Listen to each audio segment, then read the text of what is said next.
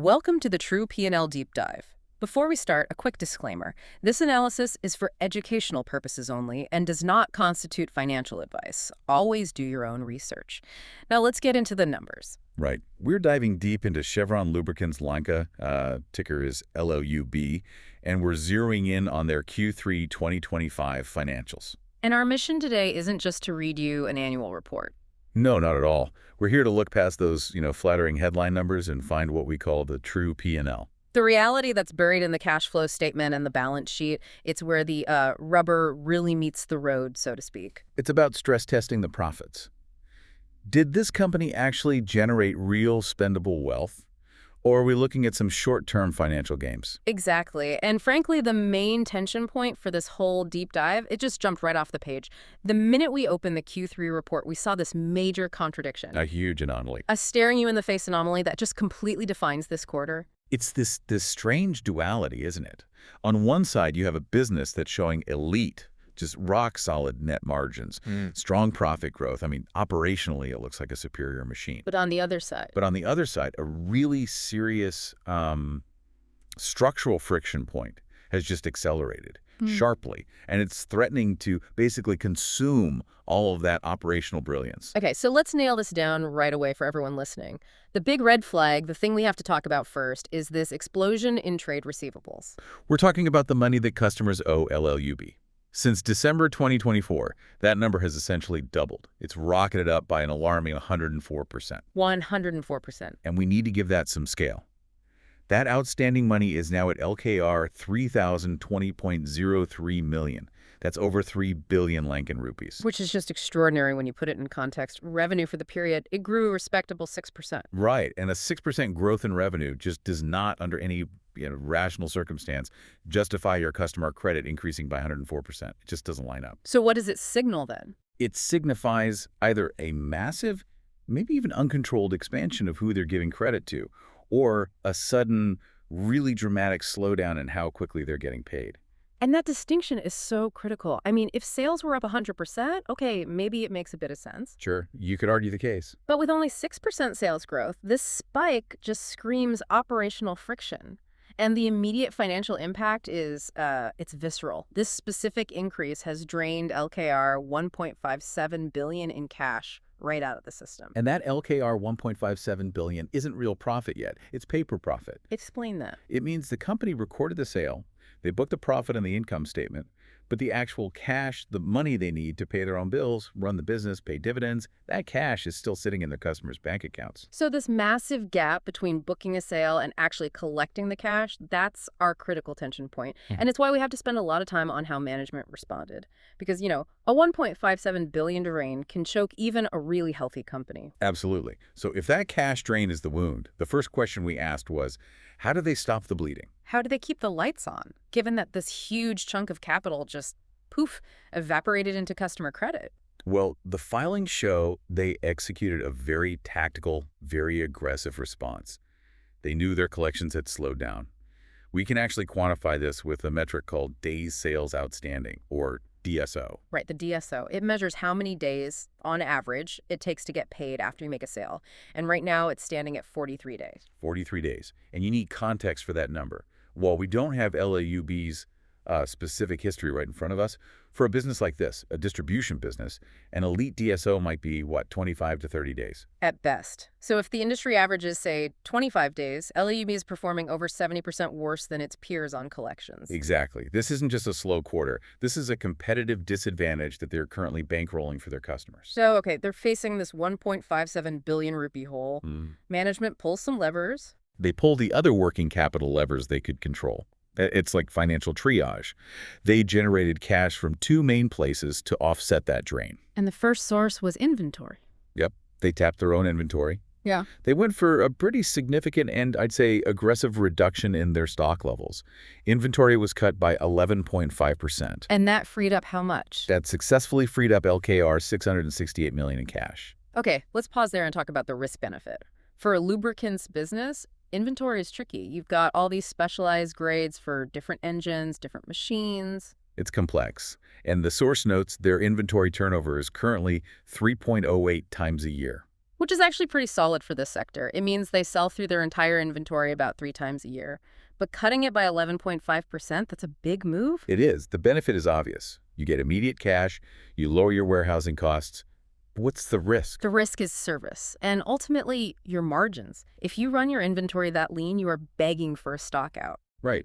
What if demand for a specific, high-margin industrial lubricant suddenly spikes, or the global supply chain has a hiccup, which still happens? That 11.5% cut means you have no buffer. You're out of stock. And in the lubricant world, especially with a big industrial client, they don't wait around for you to restock. No, they go straight to your competitor. And that's not just a lost sale. You could damage a long-term relationship. So that LKR $668 million in cash relief, it comes with a potential hidden cost in future market share. It's a tactical game that sacrifices a bit of long-term resilience. Okay, but LKR's $668 million wasn't nearly enough to fill that $1.57 billion hole, so they needed another huge slug of cash. Their second major move was to stretch their payables. Meaning they took longer to pay their own suppliers? Much longer. This was an even more aggressive move. Trade payables were stretched by a massive 34.3% in a single quarter. Wow. And that added another LKR $694 million in cash relief. So if you add it up, $668 million from inventory, $694 million from payables, that gets you to LKR $1.36 billion. It almost perfectly plugs the LKR $1.57 billion drain from the receivables spike. It shows management is, technically very capable of managing working capital. They averted an immediate crisis. They did. But we have to talk about the cost of stretching your suppliers by 34%. What does that do to your relationships? That's the core question, isn't it? You can't just pay a key supplier, especially someone like the parent company, Chevron, over a third later than usual without some consequences. In the short term, maybe they tolerate it. They understand the local economy is tough. But if this becomes a habit, they'll start demanding stricter terms. Exactly. They might say, okay, no more credit for you. Or demand cash on delivery. Or even worse for the bottom line, they could just hike the price of the raw materials they sell you. They'd build in a risk premium to cover for the slow payment. And that could immediately start eating into that superb gross margin that we're about to discuss. So this whole fix, cutting inventory, stretching payables, it's like you have a massive unexpected bill. Right. You sell off some stuff you own for quick cash, that's the inventory. And then you call your credit card company and say, I'm going to be late this month. That's the payables stretch. You've bought yourself some time. You made sure you can still make payroll.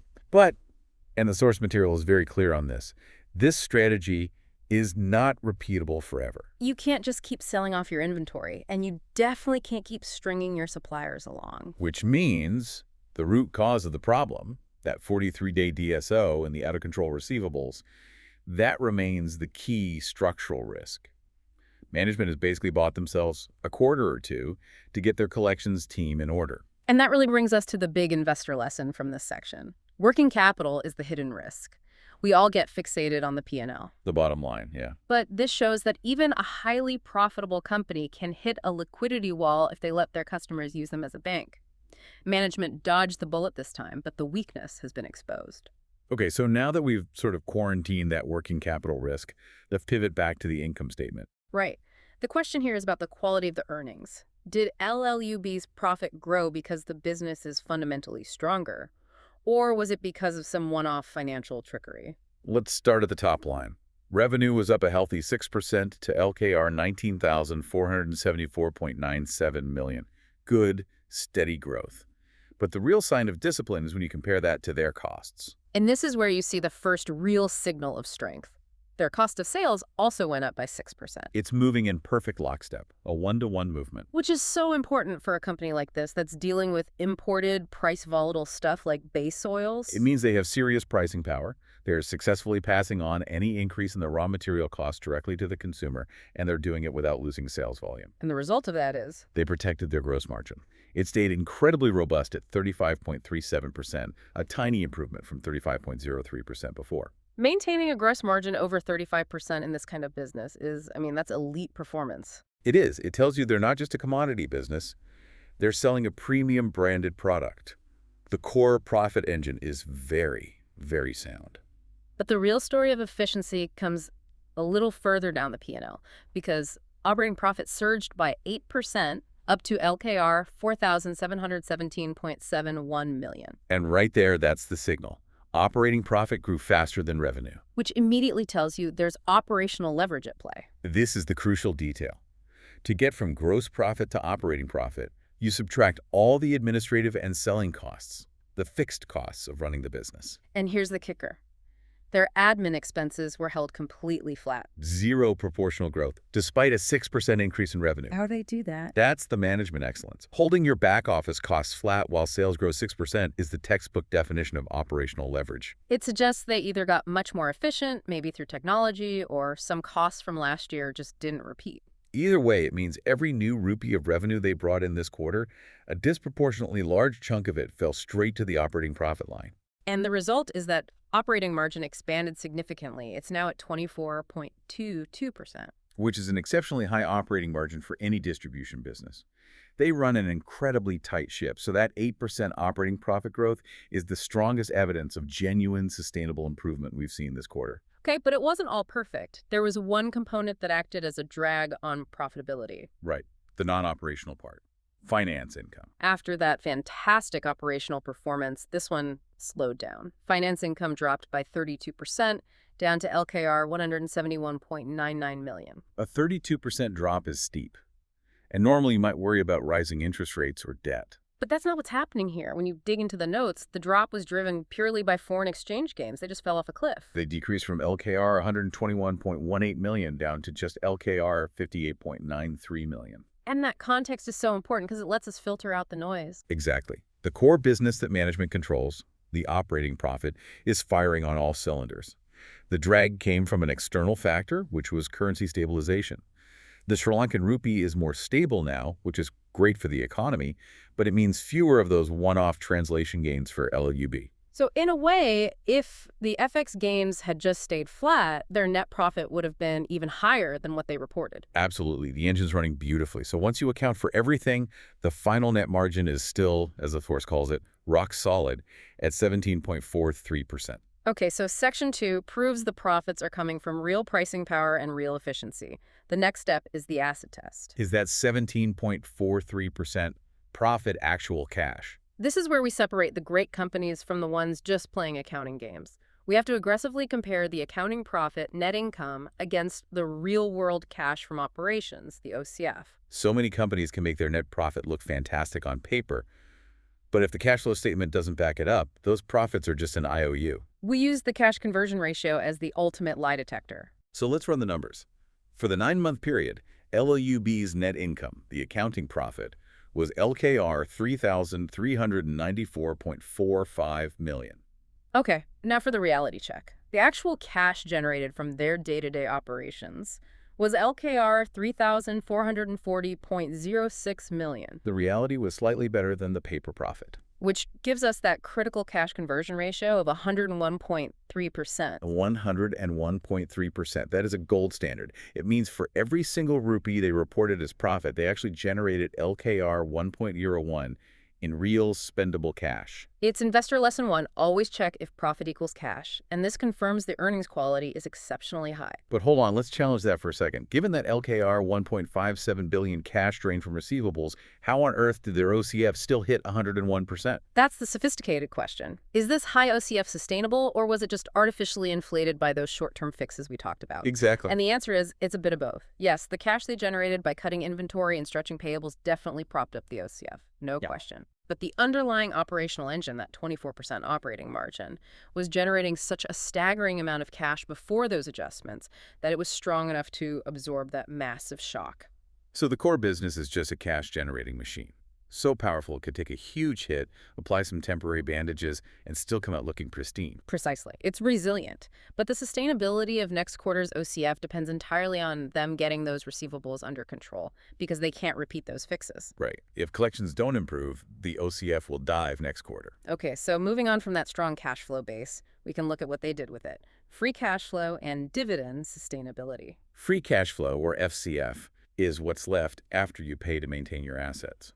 You take the OCF and subtract capital expenditure, or CapEx. And their CapEx was tiny, LKR 129.5 million, which is typical for an asset-light distribution model. They don't have huge factories to maintain. So you take the LKR 3.44 billion in OCF, subtract that LKR 129.5 million in CapEx, and you're left with a massive free cash flow of LKR 3.31 billion. That's the actual cash available to give back to shareholders. Now for the sustainability check.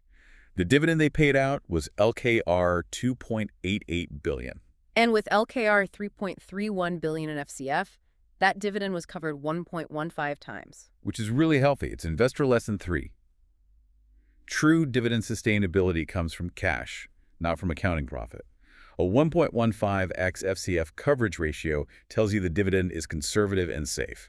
They aren't using debt or even all of their cash flow to pay it. There's a buffer. And on top of all that, they still grew their own cash balance by over LKR 500 million.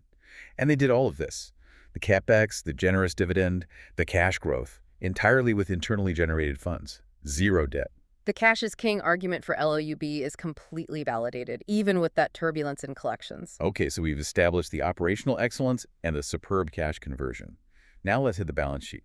This tells us about resilience. If that receivables problem gets worse, what kind of shock absorbers does the company have? We'll look at liquidity, leverage, and asset productivity. Let's start with liquidity. And it is, as we said earlier, bulletproof. Total assets are about LKR 14 billion, and a striking 85% of those are current assets. Which just confirms their business model. Their wealth isn't tied up in, big factories. It's in liquid things like cash, inventory, and receivables. And we use 2 key ratios to test this. First, current ratio. LLUB's is 3.06x. That means they have over 3 rupees of short-term assets for every 1 rupee of short-term debt. And the quick ratio, which is even tougher because it ignores inventory, is still a very strong 1.74x. These numbers are phenomenal. But let's be critical. Are they maybe too high? Doesn't a current ratio of over 3 suggest they aren't deploying their capital efficiently? In some industries, yes. But for LLUB, the answer ties right back to Section 1. It's their safety buffer. It's the cushion against that working capital problem. It means even if collections get worse, they have enough financial mass to absorb the shock without having to run to a bank for a loan. They're being deliberately conservative. And speaking of banks, let's look at their leverage. The only risk here is operational, not financial. Their debt-to-equity ratio is ultra-low at 0.54x. They are basically self-funded. The source even says there's no material bank debt. Most of their finance costs are just leases, which is an operational cost, not a funding cost. Right. And their ability to cover those tiny costs, their interest coverage ratio, is a massive 80.18x. So financial risk is basically 0. Negligible. Yeah. Which allows us to look at the final piece of the puzzle. Asset productivity. How efficiently are they turning this pristine balance sheet into shareholder wealth? And this is where the numbers are just, astonishing. Their return on equity, or ROE, is an elite annualized 51.2%. An ROE over 50% is world-class. But here's the critical insight.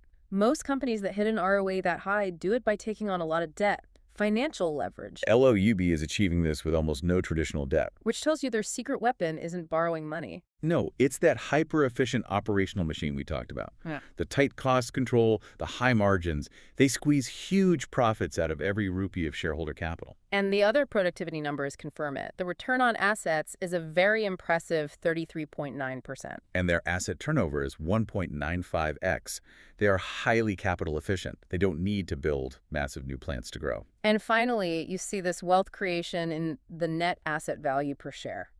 It grew 6% over the period from LKR 35.72 to LKR 37.88. That 6% growth in book value perfectly matches the 6% growth in revenue.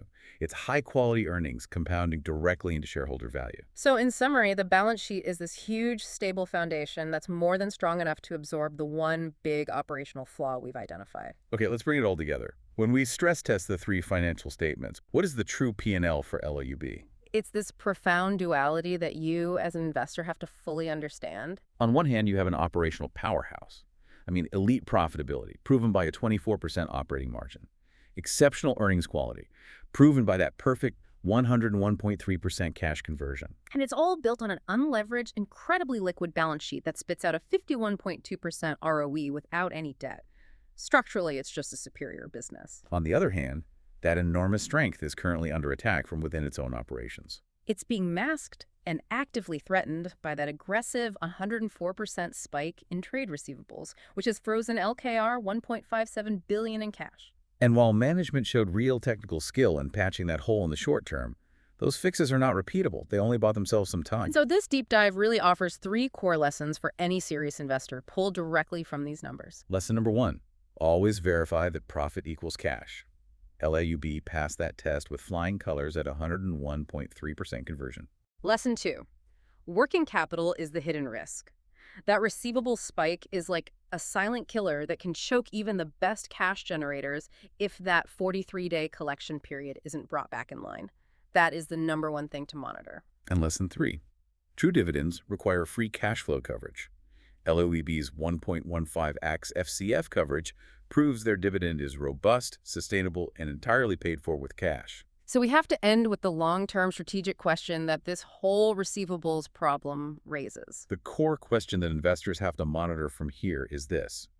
If that collection period, that 43-day DSO, continues to get worse, Yeah. LLUB will be forced to permanently tie up more and more of its capital just to finance its customers. And how long can a company maintain a world-class 51.2% return on equity if its capital is shifting away from productive operations and just into funding customer credit? That is the whole game. That structural shift in how they use their capital from making things efficiently to just becoming a bank for their customers, that's the one thing that could permanently damage those stellar returns. It's the critical thing to watch for in next quarter's cash flow statement. Absolutely. The profitability is proven. Now the collection discipline has to return. A truly fascinating and deeply textured quarter from LLUB, and a perfect example of why you must always dig for the true P&L no matter what the headlines say. Indeed. We'll see you on the next deep dive.